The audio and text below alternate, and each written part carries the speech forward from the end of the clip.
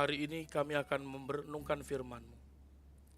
Biarlah kami membacanya dengan teliti, merenungkannya dengan sungguh-sungguh. Dan kiranya Tuhan berkasih karunia sehingga kami bisa mengerti kebenaran-Mu, sehingga kami bisa melakukannya dengan tekun dan rendah hati dalam hidup kami masing-masing.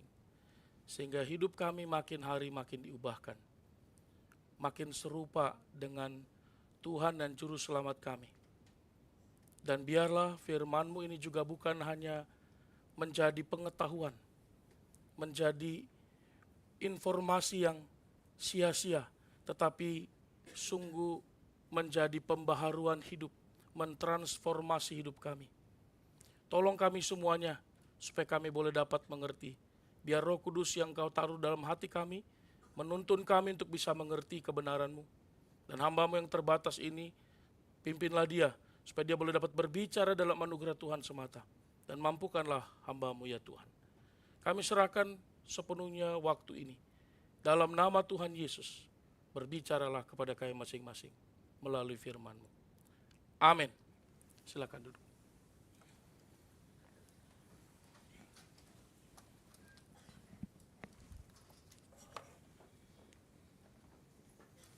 Shalom. Hari yang sangat indah sekali. Apakah semua sehat? Puji Tuhan. Saudara-saudara yang terkasih, tema kita hari ini adalah Faithful Living in the Fallen World. Saudara, hidup yang beriman, hidup yang setia di dalam dunia yang rusak ini. Dunia yang sudah jatuh ke dalam dosa. Kita akan merenungkan dari Ayub pasal 1 ayat 1 sampai dengan ayat yang kelima. Mari kita membaca bersama-sama satu persatu ayatnya. Saya membaca ayat 1, Bapak Ibu membaca ayat yang kedua. Berganti-gantian sampai dengan ayat yang kelima secara responsoria. Mari kita mulai. Ada seorang laki-laki di tanah Uz bernama Ayub. Orang itu saleh dan jujur. Ia takut akan Allah dan menjauhi kejahatan.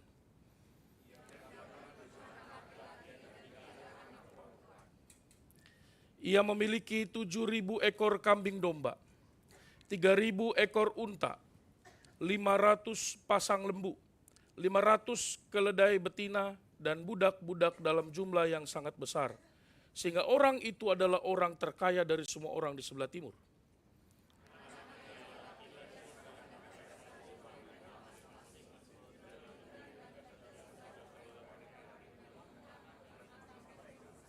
Sama-sama. Setiap kali apabila hari-hari pesta telah berlalu, Ayub memanggil mereka dan menguduskan mereka. Keesokan harinya, pagi-pagi bangunlah Ayub, lalu mempersembahkan korban bakaran sebanyak jumlah mereka sekalian. Sebab pikirnya, mungkin anak-anakku sudah berbuat dosa dan telah mengutuki Allah di dalam hati. Demikianlah dilakukan Tuhan. Saudara yang terkasih, hari ini kita merenungkan bagian firman Tuhan ini bukan karena minggu lalu pendeta Ayub yang berkhotbah. Itu tidak ada hubungannya. Saudara, tentu saudara tahu pepatah yang mengatakan sedia payung sebelum hujan, begitu ya. Bukan payung Pak, sedia aku katanya. Udah diganti rupa liriknya. Saudara, apa artinya ya istilah sedia payung sebelum hujan ini?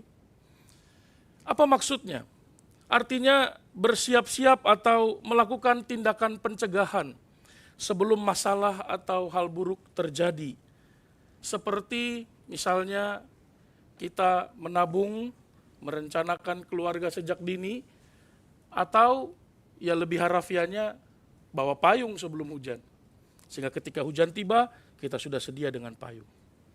Saudara, bicara tentang mempersiapkan diri, orang Jepang adalah orang yang tinggal di Jepang sudah terbiasa dengan hal ini. Semua orang yang tinggal di negara ini terbiasa mempersiapkan segala sesuatu dengan baik. Sebelum keluar rumah masing-masing mengecek perakiran cuaca, betul? Ada di sini yang sebelum keluar rumah bukan mengecek cuaca tapi mengecek saldo. Bukan hanya untuk sekedar mau tahu cuaca hari ini, tapi juga menyiapkan pakaian apa untuk seluruh aktivitas sepanjang satu hari ini. Kenapa? Saudara, kenapa sebelum kita melakukan aktivitas kita mengecek dan melakukan persiapan sedemikian rupa? Karena waktu terbaik untuk mempersiapkan diri menghadapi apapun yang akan terjadi, termasuk menghadapi kesulitan, penderitaan, dan badai itu, jauh lebih baik ketika dilakukan ketika badai itu belum datang, bukan? Dan tidak ada orang yang memasang tanggul banjir sesudah rumahnya kebanjiran. Betul? Wah, rumah udah setengah nih kebanjiran, yuk bikin tanggul. Ini namanya dungu. Saudara, itulah sebabnya firman Tuhan begitu penting, saudara-saudara. Penting sekali sehingga kita bisa menemukan peringatan sejak dini di dalam kehidupan kita. Firman Tuhan memberitahu apa yang akan datang di hadapan kita dan bagaimana kita menghadapinya. Sehingga kita bisa bersiap-siap menghadapi kesulitan, pergumulan, penderitaan, dan bahkan air mata. Saudara, kitab Ayub adalah quote and quote peringatan cuaca rohani bagi kita. Kitab Ayub seolah-olah berkata, apapun yang akan terjadi dalam hidupmu, apapun keadaanmu hari ini, entahkah engkau makmur, kaya, bahagia, stabil, engkau berada dalam posisi puncak tertinggi, ingat bahwa badai pasti akan datang. Cepat atau lambat, in some point, in some way, dia akan datang menghampiri kita. Karena kesulitan itu tahu alamat rumah kita, bukan? Dia tahu detail sekali, Anda tinggal di mana. Dia bahkan sudah mengintip di depan pintu rumah kita.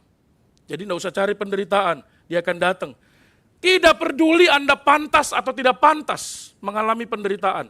Saya akan hidup baik, setia, mengasihi, nggak ada urusan. Semua kita akan menghadapi badai kehidupan itu. Kita akan menghadapi banyak kesulitan, penderitaan. Saudara, itulah yang dikatakan oleh kitab Ayub ini. Dan di ayat 1 sampai dengan ayat yang kelima, kita tidak terlalu banyak menemukan informasi yang terlalu penting. Bukan berarti nggak penting, tidak terlalu penting untuk apa yang saya sampaikan tadi. Tetapi kita bisa menemukan, saudara, bagaimana Ayub itu bisa nanti di pasal 42 dia berkata, now I know. Untuk sampai ke pasal 42 ayat yang kedua, kuncinya di ayat 1 sampai dengan ayat yang kelima. Karena apa yang dilakukan oleh Ayub, apa yang akan dihadapinya, itu punya relasi yang begitu kuat. Tidak ada tragedi, tidak ada penderitaan, tidak ada air mata, tidak ada keluhan, tidak ada kesulitan di ayat 1 sampai dengan ayat yang kelima. Kita menemukan justru di bagian inilah kita mengerti alasan mengapa Ayub bisa bertahan di dalam masa-masa yang begitu kelam dan titik paling rendah dalam kehidupannya. Saudara, maka hari ini mari kita belajar bagaimana hidup setia di dalam dunia yang penuh dosa ini. Bagaimana kita bisa bukan hanya bertahan, tetapi bahkan terus bertumbuh pribadi maupun keluarga sesuai dengan tema pelayanan kita tahun ini. Keluarga yang bertumbuh dan diberkati Tuhan. Saya memberikan kepada kita 3 poin penting. Bagaimana kita bisa terus bertumbuh sekalipun hidup di dalam dunia yang penuh dengan dosa dan penderitaan ini. Yang pertama, mari kita mulai. Fasten your seatbelt. Pakai seatbelt, jangan sampai nanti bergeser. Ya, matikan handphone kalau memang ada yang menggunakan handphone. Karena ini butuh konsentrasi yang sangat tinggi. Yang pertama, spiritualitas yang beres. Kerohanian yang baik. Itu dijelaskan oleh Ayub ayat yang pertama dari pasal yang pertama. Saudara, kesetiaan untuk hidup benar dalam dunia yang rusak, ini dibangun dengan spiritualitas yang beres. Saudara, spiritualitas memang menjadi pokok yang tidak ada habisnya bagi orang Kristen. Ayat yang pertama mengatakan dengan jelas, saudara, ada seorang laki-laki. Kenapa perlu catat laki-laki. Nah ini pentingnya, kalau kita bicara keluarga, kita bicara laki-laki.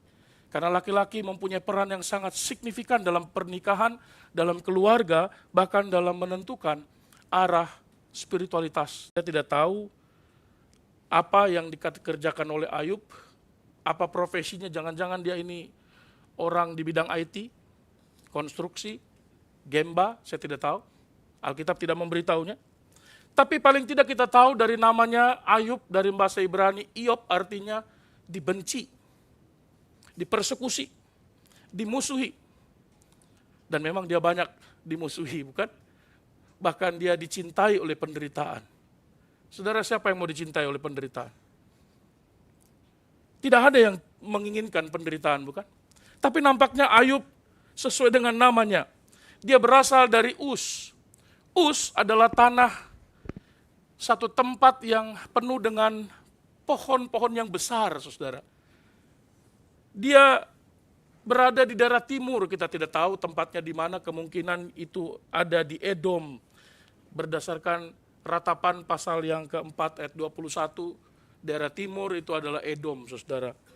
Tapi yang paling penting diberitahukan kepada kita, saudara, bicara tentang spiritualitas yang beres adalah menyangkut karakter Ayub. Spiritualitasnya diungkapkan dengan satu kata, saudara. Apa itu? Dia disebut saleh. Tapi jangan berhenti di sana. Mari kita breakdown istilah saleh ini dengan mengajukan beberapa pertanyaan, saudara. Apa makna dari kesalehan ini? Dari mana datangnya kesalehan itu? Bagaimana mendapatkannya? Bagi saya, di masa kini, bagi Anda dan kita semua. Dan apa tantangannya untuk hidup saleh ini, saudara? Yang pertama, apa maknanya, saudara? Saudara, istilah kesalehan dalam terjemahan yang lain disebut juga perfect life. Perfect artinya tidak bercela, itu bukan berarti dia tidak berdosa. Karena tidak ada manusia keturunan Adam yang tidak berdosa. Kalau ada yang berkata, aku ini tidak pernah berbohong, itulah kebohongannya. Bohong kalau dia tidak pernah bohong. Ini berarti kata perfect life artinya dia punya hidup yang penuh dengan integritas. Integritas itu berdasarkan Yosua pasal 24 ayat 15, itu hidup yang sama, baik ada yang lihat maupun tidak ada yang lihat. Saudara, hidup yang benar sekalipun tidak ada yang memperhatikannya. Jujur dan bersih. Saudara, saleh itu diimbangi oleh hidup yang memiliki hati yang penuh hormat, tunduk dan tulus kepada Allah. Dan Ayub dalam hatinya tidak ada satupun yang dia sembunyikan, saudara. Dan kesalehan, saudara, ditunjukkan dalam kehidupan sehari-hari. Kehidupan sehari-hari itu dilihat dari waktu dia berbicara, dia jujur. Waktu dia memperlakukan orang lain, dia baik. Dia tidak simpan di belakangnya berbeda, saudara. Dia bertindak adil kepada siapapun yang mungkin bersengketa. Sekalipun yang bersengketa itu adalah teman baiknya. Kan kadang-kadang kita kan tergantung siapa kan. Adil tergantung siapa orangnya. Kalau teman kita mau tidak adil pun kita bela, bukan? Tapi kalau orang yang suka traktir kita pasti bela habis-habisan. Tapi kalau orang yang suka traktor kita bajak dia. Saudara, kesalehan itu tunjukkan dalam kehidupan sehari-hari. Kalau begitu, dari mana datangnya? Datangnya itu tidak bisa dilepaskan dari hidup yang beriman kepada Allah. Hidup yang berisi pengenalan yang beres dengan Tuhan. Hidup yang sekalipun hidupnya enggak sempurna, saudara. Tidak ada hidup orang saleh yang sempurna, betul enggak? Orang saleh itu juga adalah manusia berdosa, tetapi dia tidak hidup dalam dosa. Dia berusaha untuk hidup benar. Kenapa? Dengan firman Allah, dengan perkataan Tuhan, dengan hukum-hukum Tuhan yang progresif dan dinamis itu, tiap-tiap hari makin dia membaca banyak firman, makin mendengar banyak kebenaran, maka hidupnya dipenuhi oleh prinsip-prinsip kebenaran. Sehingga dia punya kepekaan. Pikirannya pikiran Kristus. Sehingga dia bisa serius dalam menjalani kehidupannya. Ketika dia menghadapi situasi tertentu, otomatis filter dalam kepalanya, hatinya itu digerakkan oleh firman Tuhan dan kebenarannya. Maka tidak heran jika dalam kitab Ayub, Ayub diidentifikasi dengan jelas dari kebiasaannya, kehidupannya, perbuatan yang sangat nyata dan sangat kontras dengan orang-orang sezamannya, saudara. Sehingga dia disebut dengan istilah orang yang takut Allah dan menjauhi kejahatan. Saudara, ini tindakan yang sangat aktif untuk tidak melakukan apa yang dilarang oleh Tuhan. Dan menarik sekali, ini terjadi bukan hanya sekali dua kali. Kalau saudara menyelidiki nanti di ayat 1 di bagian B, dan kemudian di ayat yang kelima, di bagian yang terakhir, dan di ayat yang 5 ayat bagian yang pertama, saudara akan menemukan konteks tensisnya itu berulang, saudara. Terus menerus, setiap kali, senantiasa, dan setiap hari. Jadi, dia menjauhkan diri dari kejahatan karena dia takut Tuhan. Karena orang yang takut Tuhan tapi hidup dalam kejahatan, ini bukan takut Tuhan. Takut Tuhan ditunjukkan dengan hidup benar di hadapan Allah. Sekalipun tidak ada yang melihat manusia di sekitarnya, tapi dia tahu mata Tuhan ada di segala tempat, mengawasi orang yang baik dan orang yang, itu kata Amsal bukan? Saudara, menarik sekali di ayat yang pertama, istilah ini tidak dijelaskan dengan penderitaan Ayub. Yang pertama-tama muncul bukanlah Ayub yang menderita. Yang pertama-tama muncul adalah penjelasan spiritualitas Ayub. Hidup yang berkualitas itu. Maturity spiritualitas itu. Saudara perhatikan, Ayub disebut sebagai orang yang saleh. Atau orang yang tidak bercela. Ini bicara integritas, saudara. Dia jujur, ini bicara relasional. Dan dia disebut takut akan Allah. Relasi dengan Tuhannya. Dan dia menjauhi kejahatan. Ini karakternya. Lengkap sekali bukan? Menarik sekali. Mengenai takut akan Allah, itu satu paket dengan menjauhkan diri dari kejahatan. Keduanya selalu berjalan bersama-sama, tidak pernah terpisah. Maka bagi setiap orang Kristen yang mengaku takut akan Allah tapi terus hidup dalam dosa, dan merasa Tuhan itu penuh belas kasihan dan penuh kasih karunia, berhentilah berbuat dosa karena engkau tidak sedang takut akan Tuhan. Takut akan Tuhan ditunjukkan dengan engkau tidak lagi berbuat dosa. Takut akan Tuhan ditunjukkan dengan engkau menjauhi kejahatan. Bukan hanya berhenti, tapi jauhi kejahatan. Karena dosa yang aktif maupun dosa pasif tidak lagi dikerjakannya. Dosa yang aktif adalah dengan sengaja melakukan apa yang dilarang oleh Tuhan. Dosa yang pasif adalah dengan sengaja tidak melakukan apa yang Tuhan perintahkan. Sembahlah Tuhan. Beribadahlah kepada Tuhan. Bantulah orang miskin. Ketika kita tidak melakukannya, tidak ada yang dirugikan bukan? Tapi itulah dosa yang pasif. Tidak melakukan apa yang Tuhan perintahkan. Dan melakukan apa yang Tuhan larang dalam perintahnya.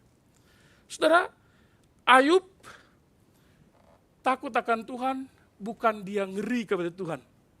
Saudara, takut di sini bukan takut kepada kuntilanak sundal bolong yang berada di kuburan taman pemakaman umum. Saudara. Ada di sini yang kalau lewat kuburan malam-malam langsung tergerak lagu rohani. Pasti lagu yang paling terkenal dalam nama Yesus. Ada kemenangan. Sambil mulai angkat sendal dan kemudian berlari dengan kencang. Kalau dalam nama Yesus ada kemenangan, kenapa harus lari? Betul kan? Ada yang masih ingat itu ya, masa kecilnya dulu ya. Saudara, saya ingat Pendeta Mangapul, saudara, dia katakan waktu dia di Samosir, ada orang yang melihat Yang bisa katanya orang Batak bilang parmata begu. Bisa melihat setan, saudara. Atau orang yang roh yang sudah mati masih berkeliaran begitu ya. Dan dia katakan kepada pendeta Mangampul almarhum ini, "Bang, geser kiri." Kenapa? Ada itu. Ada apa? Itu. Nggak ada kok. Aku bisa lihat. Kalau kau bisa lihat, suruh dia minggir. Loh, kenapa bang? Masa anak Allah disuruh minggir? Dia yang suruh minggir. Dia terabas terus, dia jalan. Setelah lewat, 10 meter kemudian ditanya, gimana? Minggir dia, wah. Wah, cerita itu berkesan sekali dalam hati saya. Benar juga kan? Kenapa anak Allah harus takut, betul? Wah, setelah dia bilang, minggir dia bang, katanya. Itulah, siapa dulu Tuhanku, katanya. Puji Tuhan. Saudara, ini bukan takut kepada setan. Ia mempercayakan arah hidupnya kepada Allah, saudara. Dia bukan punya hidup sempurna, tidak. Di dalam dunia ini tidak ada satu anak manusia pun hidup dalam dunia yang rusak ini dengan kesempurnaan. Tidak ada. Tapi hidup Ayub yang dikatakan oleh ayat 1 ini bukan hidup yang sempurna, tapi gambaran nyata sebuah kesalehan, spiritualitas yang beres, yang bisa juga dimiliki bukan hanya oleh Ayub, tapi Anda dan saya dalam dunia zaman ini. Karena dunia pada zaman ini sama rusaknya dengan dunia pada zaman Ayub, betul? Tapi orang percaya bisa hidup sama seperti Ayub pada zaman dulu sampai pada masa kini. Amin.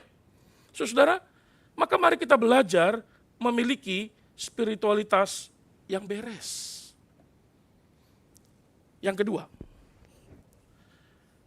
kalau mau hidup setia dalam dunia yang sudah penuh dengan dosa dan kejatuhan ini, maka kita harus siap diuji oleh tantangan hidup.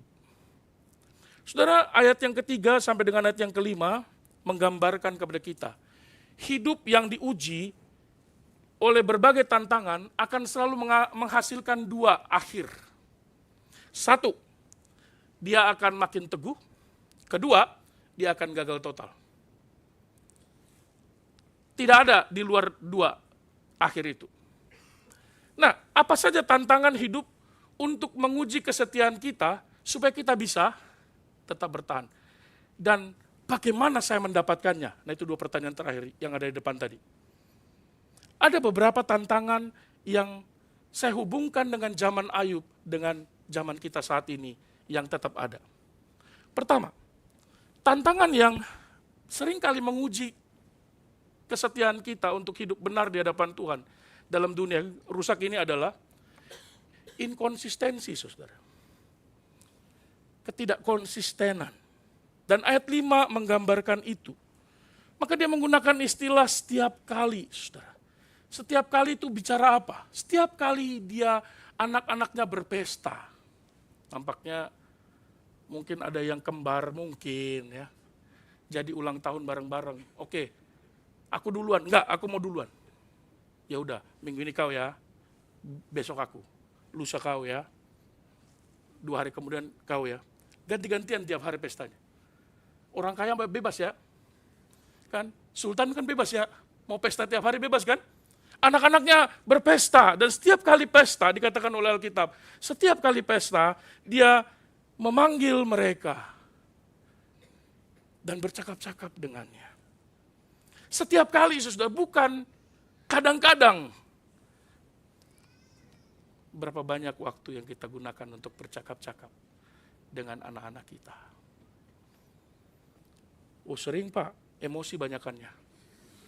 Itu bukan bercakap-cakap. Ya.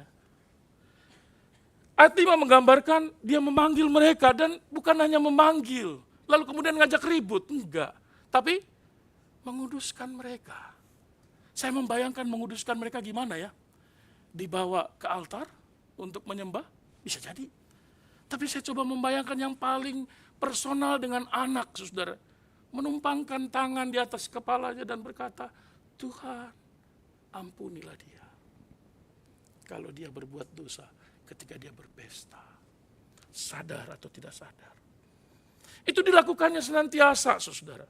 Dan sesudah itu besoknya, Mereka dibawa untuk mempersembahkan korban sesuai dengan jumlah mereka sekalian. Saya menduga setiap anak diajar untuk, ayo kamu di sana ya, kamu di sini, kamu di sana, atau bergiliran mungkin, dibawa, sekarang giliranmu nak, maju. Bawa korban penebus dosa. Persembahkan kepada Tuhan.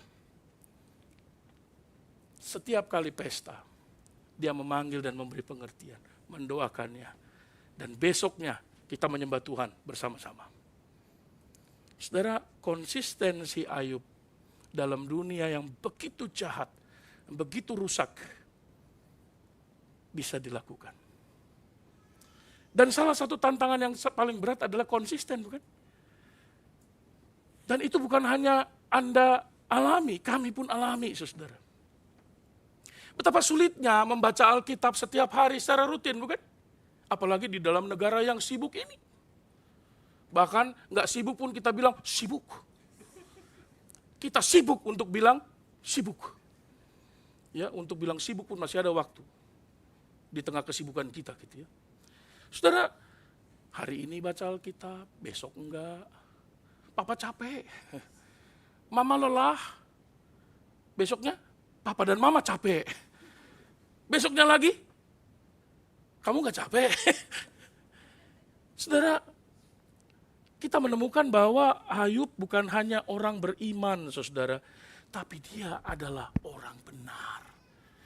Orang benar yang disebut laki-laki, kepala keluarga, ayah yang benar, yang menjalankan fungsi korektifnya dengan bijaksana.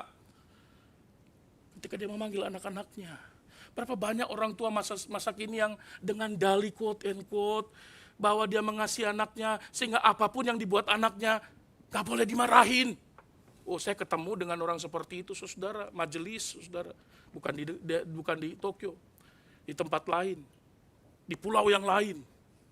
Saya ketemu ketika anaknya berbuat salah, menjatuhkan sesuatu barang, dan dibilang, hati-hati. Bapaknya marah. Siapa berani tegur anak saya? Wah, ngeri bukan? Kenapa? Anak semata wayang. Akhirnya, terus dibela. Tidak berani memiliki korektif terhadap anak, menegur anak. Apa yang terjadi? Bahkan hamba Tuhan pun bisa mengalaminya. Dan itulah yang kita lihat ketika kita membaca Alkitab Imam Eli, bukan? Bagaimana merampok di bait suci. Korban belum selesai, sudah diambil. Dia lihat lomok-lomok itu enak kan? Dia sikat juga. Saudara-saudara, jadi Ayub bukan hanya orang beriman, tapi dia juga seorang ayah yang beres. Karena spiritualitasnya beres, dia membawa anak-anaknya beres. Maka jangan harap orang tua membawa anak ke gereja, berharap anak ini nanti rohaninya beres. Bapaknya dulu beresin. Gereja bukan tempat penitipan anak untuk anak itu bisa beres. Kalau bapak mamanya tidak beres, maka anak sekalipun dia 24 jam di sekolah minggu, dia nggak akan beres. Karena lebih banyak dia berada melihat bapak mamanya, bukan? Maka jangan berharap gereja akan membereskan semua kemalasan kita untuk melakukan yang menjadi tanggung jawab kita. Saudara, ayat 1 memberikan penekanan mengenai kualitas dan spiritualitas Ayub, saudara. Ia tidak hidup dengan topeng rohani, saudara. Ini yang kita bicara sebagai spiritual maturity, kedewasaan, saudara. Dia tidak menggunakan dua wajah, saudara. Ini gambaran kedewasaan. Apa yang dia katakan, itulah yang ada dalam hatinya. Saya pikir setiap kita harus punya sikap dan karakter ini. Amin. Apa yang kita bilang? Kalau suka, iya. Enggak, ya udah. Saudara, bahkan hidup seperti ini, spiritualitas maturity ini, konsistensi ini, itu sudah ada dalam diri Ayub jauh sebelum dia mengalami kesulitan dan penderitaan. Menarik bukan? Dia terus-menerus bahkan melakukannya. Berbeda dengan orang Kristen masa kini, bukan? Dia baru konsisten cinta Tuhan dan ikut Tuhan, baca Alkitab ketika dia sudah susah, betul? Begitu dia jatuh sedalam-dalamnya, bangkrut usahanya, baru bilang, Tuhan, please help me. Hanya Engkaulah sumber pengharapan kami. Tiba-tiba dia rajin baca Mazmur. Tiba-tiba dia posting hal-hal yang rohani, betul? Ya Allah, Engkaulah Allahku. Dulu waktu kau kaya, bahagia kemana? Ayub jauh sebelum dia mengalami kesulitan, dia sudah hidup beres. Maka dia bisa bertahan dalam kesulitan dan penderitaan. Dia tidak tawar hati kepada Tuhan karena hidupnya beres. Dan dia bangun terus-menerus. Tapi ketika kita di dalam dunia masa kini diminta untuk konsisten cinta Tuhan, konsisten beribadah, konsisten melayani Tuhan, konsisten membaca firman, konsisten untuk hidup dalam spiritualitas yang beres, alasan kita selalu klasik, bukan? Aduh, gak ada waktu, Pak. Ini perusahaan saya nih, aduh parah nih Pak perusahaan saya. Tapi di situ terus kau. Kan parah perusahaan saya nih Pak, aduh gawat nih. Saya lembur terus Pak, tapi kau nikmati kan gajinya. Iya Pak, sampai gak bisa ngomong dengan anak istri nih. Keluarlah, cari kerjaan baru. Aduh susah Pak cari kerjaan. Nah itu, tanda tidak beriman bukan? Kalau Tuhan bisa kasih pekerjaan itu, apa yang menyebabkan Tuhan sulit memberi pekerjaan yang baru? Amin. Kok nggak berani? Amin. Suruh resign aku bah. Orang yang spiritualitasnya dewasa, dia akan mengutamakan apa yang paling penting dan paling beres di hadapan Tuhan. Ayub tidak membangun hidupnya ketika dia mengalami kesulitan. Ayub hidup saleh jauh sebelum dia mengalami kesulitan. Spiritualitasnya beres. Apa yang penting di sini Bapak Ibu? Hidup setia di hadapan Tuhan tidak dibentuk pada masa krisis. Hidup setia di hadapan Tuhan tidak dibentuk ketika mengalami kesulitan. Tapi dilakukan dengan konsisten tiap-tiap hari dari hal yang paling sepele dalam hidup kita. Berdoa, baca Alkitab, mengutamakan ibadah, melayani Tuhan. Saudara, bangunan yang runtuh karena gempa bukan salah gempanya semata. Gempa hanya mempertebal realitas bahwa fondasi rumah itu rapuh. Jadi jangan selalu salahkan gempa. Salahin tuh fondasi rumahnya yang rapuh. Benar? Ya tapi kan Pak ini udah dibuat pondasinya anti gempa 10 skala Richter. Tapi gempanya 20 skala Richter. Kiamat dunia ini. Nggak ada yang bisa bertahan itu kawan. Semalam pun gempa bukan? Saya lagi persiapan jam 2. Saya pikir ini getaran di kepala saya kan. Karena begadang kan gitu ya. Gempa saudara. Langsung saya lihat samping. Karena apartemen kami dekat sungai, saya pikir ada tsunami datang begitu ya. Kan tidak mungkin ya. Tapi menarik saudara, kalau hidup kita hancur dan runtuh hanya karena pergumulan dan kesulitan yang sederhana, itu tanda fondasi rohani kita rapuh. Tidak heran fondasi rohani kita rapuh karena kita nggak pernah baca Alkitab. Kita doa juga hanya waktu makan. Syukur-syukur kalau tidur ingat. Doanya pun, Tuhan kami mau tidur. Udah tahu. Nggak usah kasih tahu, Tuhan maha tahu kok. Terus apa signifikansinya Tuhan kami mau tidur itu? Tuhan kami mau makan, iya udah tahu. Apa itu? Tuhan lindungi kami dalam perjalanan. Terus? Apa selanjutnya? Kalau aku lindungimu, apakah engkau akan hidup seperti itu? Membuat Tuhan hanya sekedar tukang stempel. Saudara, tidak heran pondasi rohani kita rapuh. Karena yang kita cari dalam ibadah adalah emosional kita, bukan? Pujian, penyembahan, tapi ketika firman, tidak tertarik. Tidur, tidak serius. Wah, dari sini saudara, jangan heran kalau saya bisa melihat Bapak Ibu dengan wajah semua. Ada yang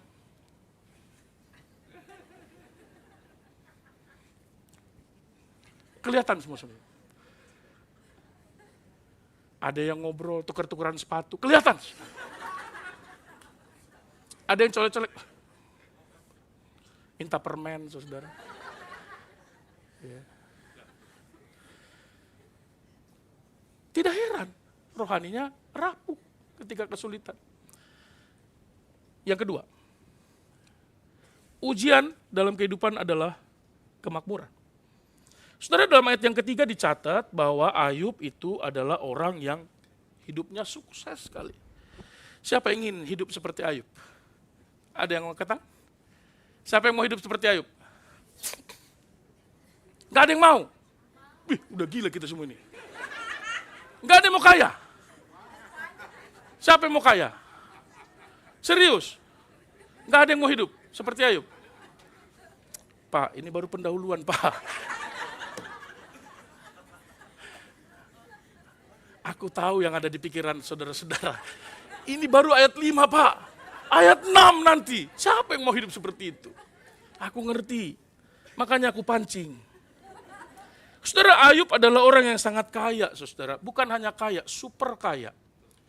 Kalau dunia sekarang disebut very crazy rich. From East. Dia kaya sekali. Kebesarannya dijelaskan dari ayat yang ketiga. Saya udah capek baca 5.000, 3.000, 500, terserah deh. Ya, 500 keledai betina. Nah ini saudara, 500 keledai betina ini sejajar dengan 5 kali jumlahnya. Bayangkan kalau dia punya anak. Bisa berapa kali kan? Bisa melahirkan berapa anak begitu. Saudara, kekayaannya disebut dia yang paling kaya dari semua orang yang ada di sebelah timur. Tetapi menarik saudara, sekalipun dia seperti seorang raja di daerah timur, karena tidak ada yang bisa mengalahkan dia. Tapi ayat yang kelima, menarik disandingkan dengan ayat yang kelima.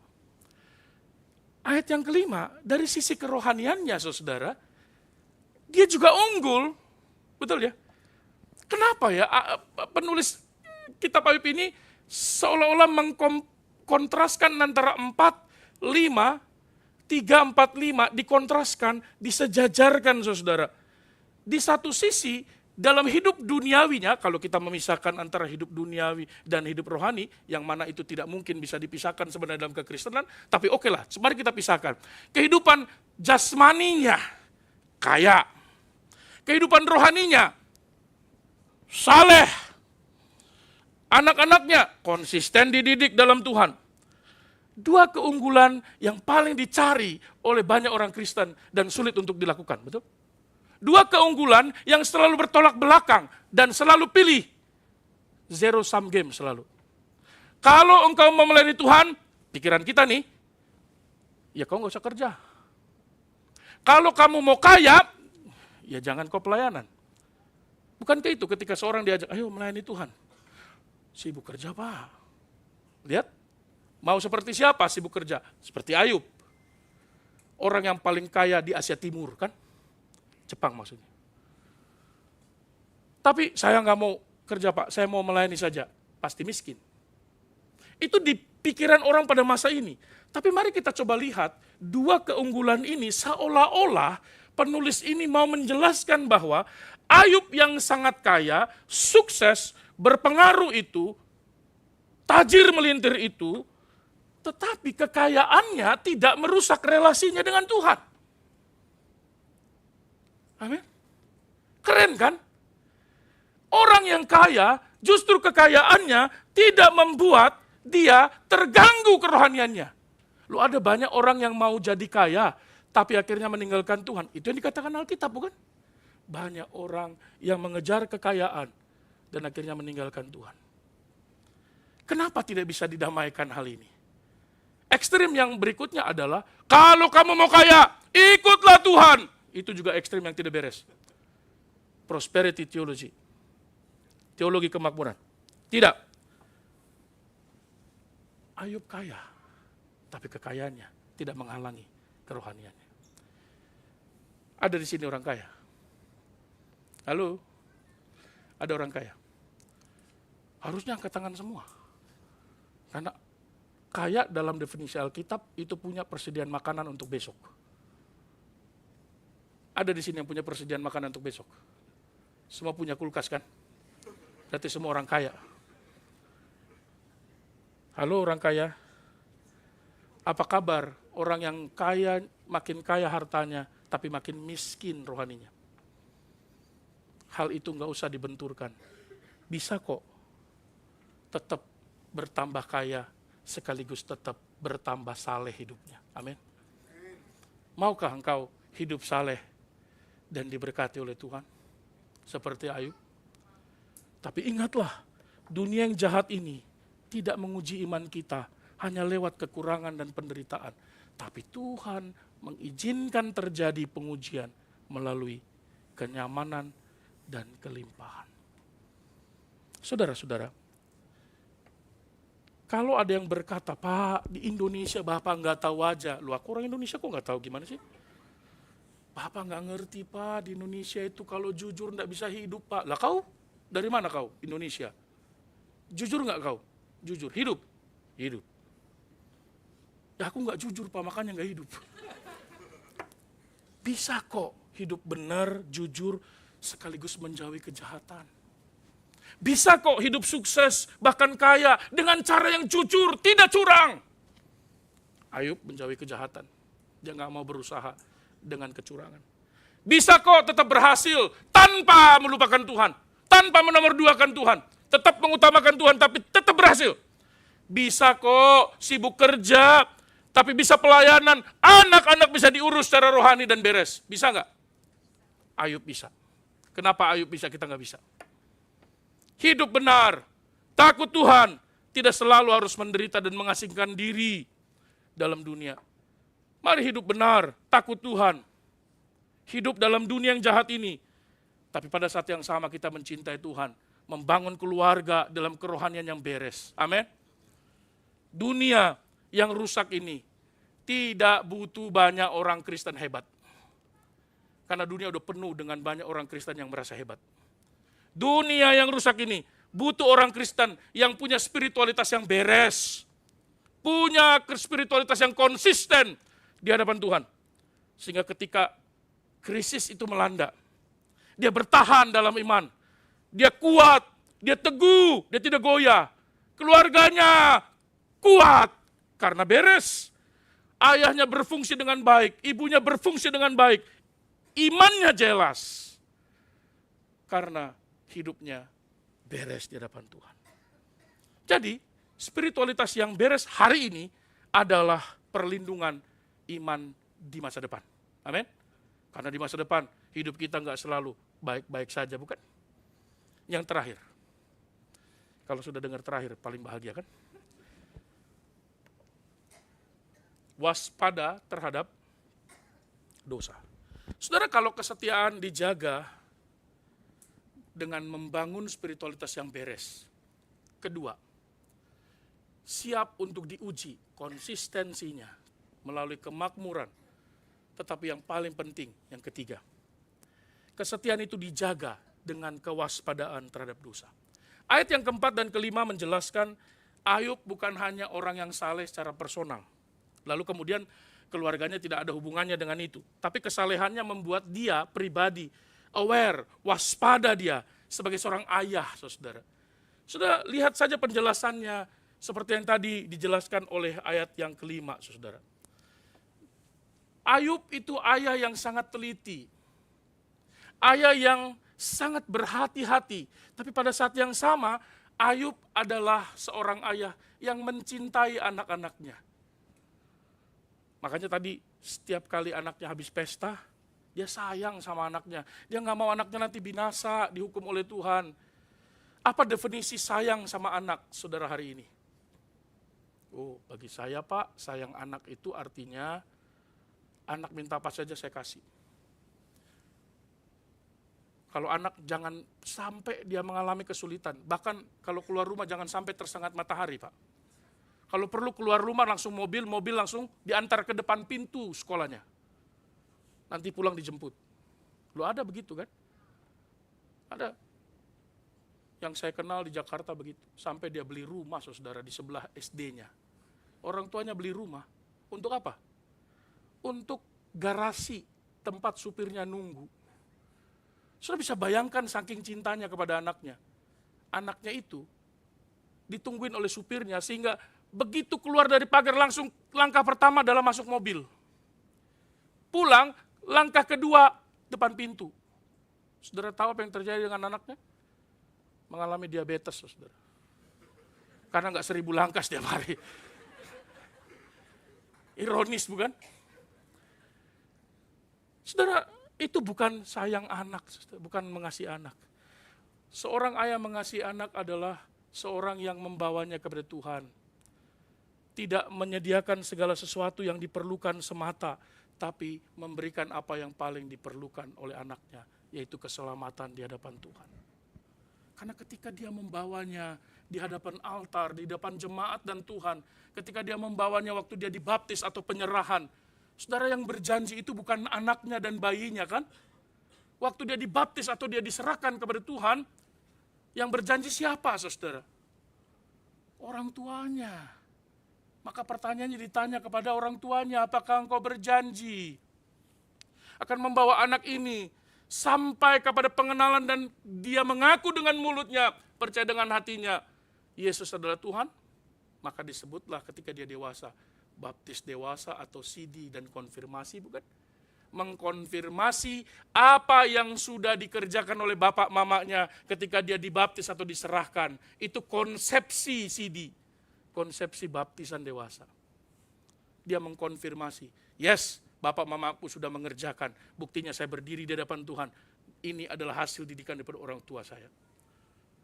Saudara, naluri anak-anak Ayub adalah berpesta. Naluri bapaknya adalah berdoa dan mencari penebusan bagi anak-anaknya. Kalau naluri bapaknya membiarkan anaknya terus berpesta dan tidak peduli dengan Tuhan, itu bukan ayah yang baik. Ayah yang baik adalah memukul dengan rotan supaya anaknya bisa diselamatkan. Dia tidak memukul karena kebencian, tapi memukul karena kebenaran. Amin. Siapa di sini yang pernah dipukul papanya? Saya digebukin, Pak, katanya. Wah, itu sih kekerasan dalam rumah tangga itu ya. Ekstrim juga bapakmu ya. Ya. Saudara, dalam pikiran Ayub, mungkin anak-anakku sudah berbuat dosa, saudara. Coba perhatikan di ayat 5 ini, saudara. Dikatakan, mungkin anak-anakku, dia katakan anak-anaknya, dia menghubungkan dengan dirinya, saudara. Sudah berbuat.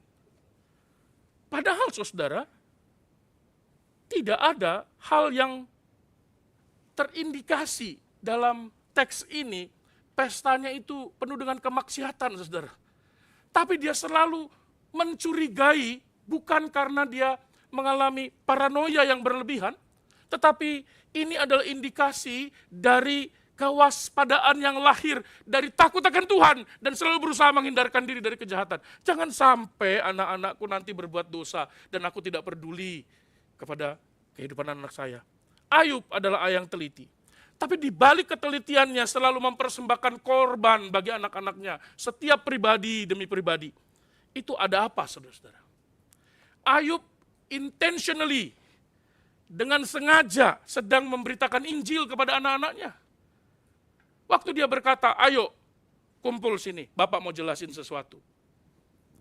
Bapak tidak tahu kalian pesta ngapain aja kemarin. Minum berapa sloki itu anggur. Dan waktu Anda pesta, apakah dalam hatimu mengutuki Allah? Bapak tidak tahu, karena Bapak tidak bisa baca pikiran dan hatimu.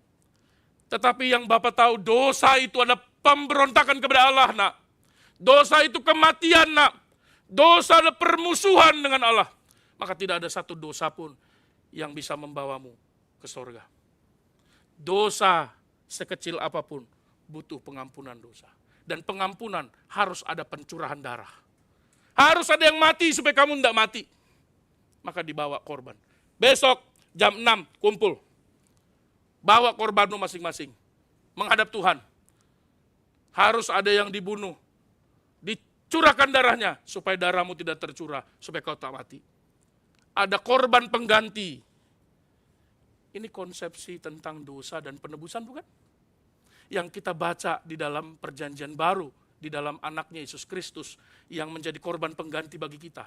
Substitute sacrifice. Itu. Dia mati supaya kita tidak lagi mengalami kematian kekal. Amin.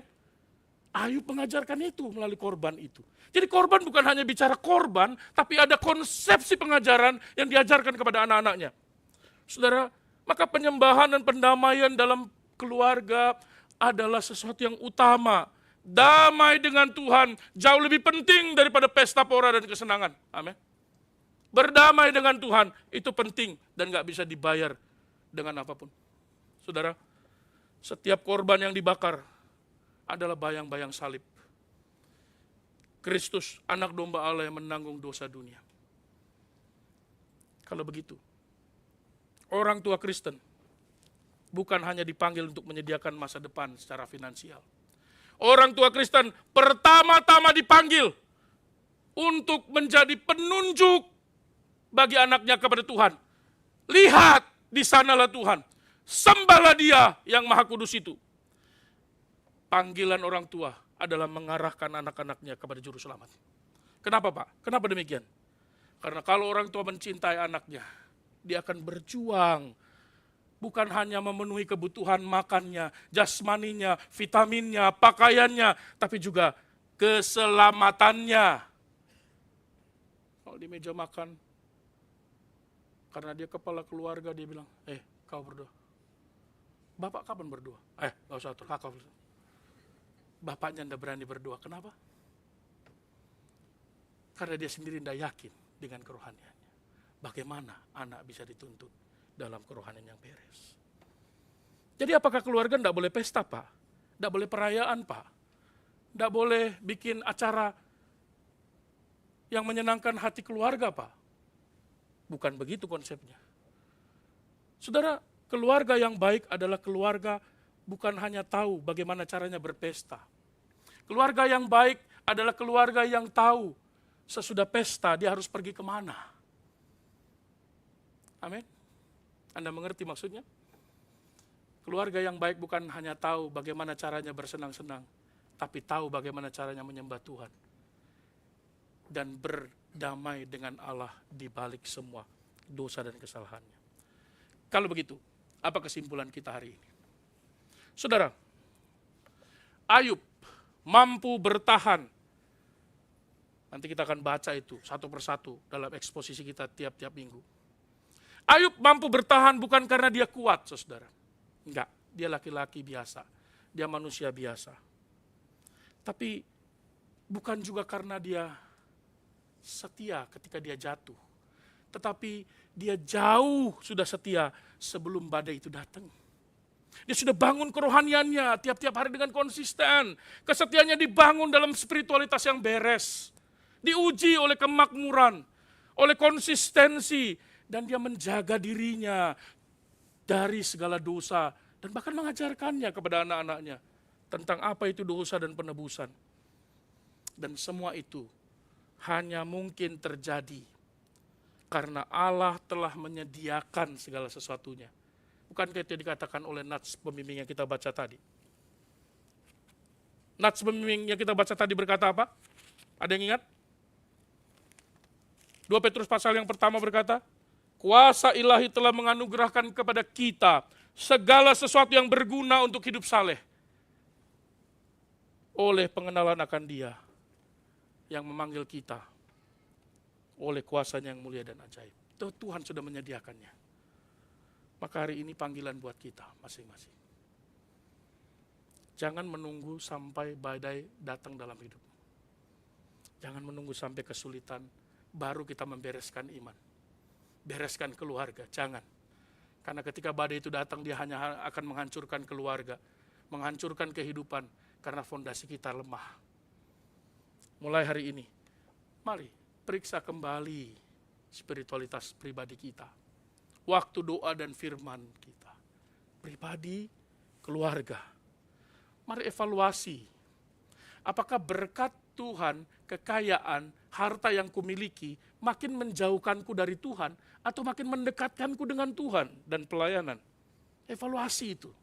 Kalau makin membuatmu jauh dari Tuhan, hentikan itu. Kembalilah kepada Tuhan karena Dialah sumber berkat itu. Jangan kejar berkatnya. Yang ketiga, mari serius dengan kerohanian keluarga. Mari serius mendoakan keluarga secara spesifik. Intentionally mengajar anak-anak, keluarga. Jadilah imam yang berhasil seperti Ayub, sekaligus berhasil juga sebagai bos dalam pekerjaan dan usahanya. Dan kiranya Tuhan menolong kita menjadi seorang yang setia di hadapan Tuhan dalam dunia yang rusak ini. Mari kita bangkit berdiri, kita berdoa.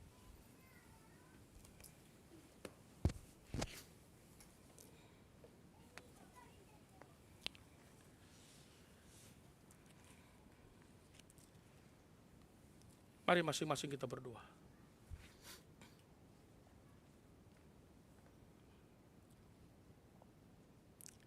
Terima kasih Tuhan, firman-Mu telah berhenti berbicara. Tapi dia tidak pernah berhenti berbicara dalam hati kami. Teruslah berkumandang menggelisahkan kami. Membuat kami terus berpikir, bergumul, bagaimana kami harus mengerjakan dan melakukan firman Tuhan ini. Tuhan, mohon pertolongan-Mu supaya kami bisa serius menanggapi firman Tuhan yang kami baca dan renungkan hari ini. Tolong kami untuk membangun spiritualitas pribadi dan keluarga. Tolong kami supaya mulai mengevaluasi apa yang kami miliki, yang menjadi properti dan kepemilikan kami. Apakah itu mendekatkan kami kepada Tuhan atau menjauhkan kami dari Tuhan. Tolong kami supaya memiliki mata rohani yang tajam dan jeli. Roh Kudus, tolonglah kami. Jangan biarkan kami gagal dalam kehidupan, gagal dalam pernikahan, gagal dalam keluarga, gagal dalam mendidik anak-anak, dan tolong kami supaya kami hidup dalam spiritualitas yang beres. Sebagaimana firman-Mu berbicara, begitulah kiranya kami melakukannya tiap-tiap hari. Ya Tuhan, kami menaikkan syafaat kami kepadamu. Untuk semua saudara kami yang Tuhan boleh memimpin dan menolong dalam studi, di dalam sekolahnya, boleh melewati masa belajar dengan baik dan tuntas, dan telah melewati masa ujian, baik jenjang S1, S2, S3, maupun semua yang mengikuti ujian-ujian profesional. Terima kasih untuk pertolongan Tuhan bagi semua jemaat-Mu yang telah melewati masa studi dan ujian, dan bahkan berhak menyandang gelar sesuai dengan jenjang pendidikannya. Terima kasih untuk kemampuan yang Tuhan berikan kepada setiap pribadi. Boleh mengaruniakan kemampuan dikala mengalami banyak tekanan, kesulitan, kurang tidur, bahkan kemampuan Tuhan karuniakan. Biarlah sesudah selesai studi, boleh Tuhan mampukan juga bisa berkarya dalam bidang yang digelutinya, menjadi berkat Tuhan, menjadi alat Tuhan di tengah-tengah profesi yang Tuhan karuniakan. Dan tolong pimpin mereka untuk boleh mengingat bahwa apa yang sudah mereka capai datang dari Tuhan yang memberi kemampuan. Sehingga mereka tidak lupa ketika mereka mengalami banyak sukacita, keberhasilan, dan kesuksesan. Tolong pimpin semua jemaat yang berulang tahun di minggu ini.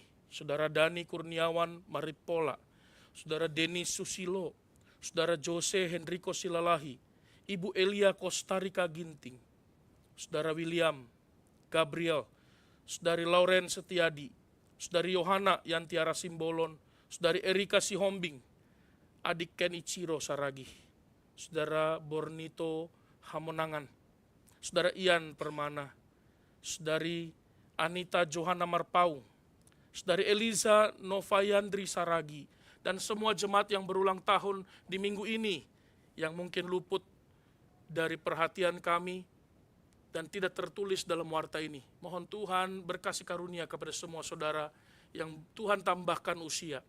Beri kemampuan yang sama dan beri sukacita dan pengharapan yang makin teguh sehingga menjalani hidup yang Tuhan karuniakan dengan tunduk dan taat kepada Allah. Dan tolong supaya tetap menggunakan waktu yang diberikan Tuhan dengan bijaksana, mengerjakan panggilan Tuhan di dalamnya. Dan kami berdoa untuk semua jemaat yang mengalami kelemahan tubuh. Mohon Tuhan berbelas kasihan kepada Ibu Ellen, Bapak Sakurai, dan Bapak Yanes. Tuhan memimpin Ibu Welsa, Ibu Katarina, Ibu Natasha, Ibu Dewi, Ibu Veronica Karo yang juga mengandung. Tuhan memberikan kemampuan sampai proses persalinan kelak, anugerah Tuhan oleh Tuhan nyatakan. Memelihara ibu dan bayi, memberi kesembuhan bagi semua saudara yang mengalami kelemahan tubuh. Kami masih terus mengingat saudara kami korban banjir di Sumatera, di daerah Aceh, Sumatera Utara, Sumatera Barat, dan daerah-daerah yang mengalami bencana, bahkan tekanan-tekanan, persekusi karena iman percaya mereka. Mohon Tuhan berbelas kasihan dan menolong mereka, memberi kekuatan sampai kondisi mereka pulih. Mampukanlah mereka untuk bisa hidup tetap cinta akan Tuhan dan bertahan di dalam segala penderitaan.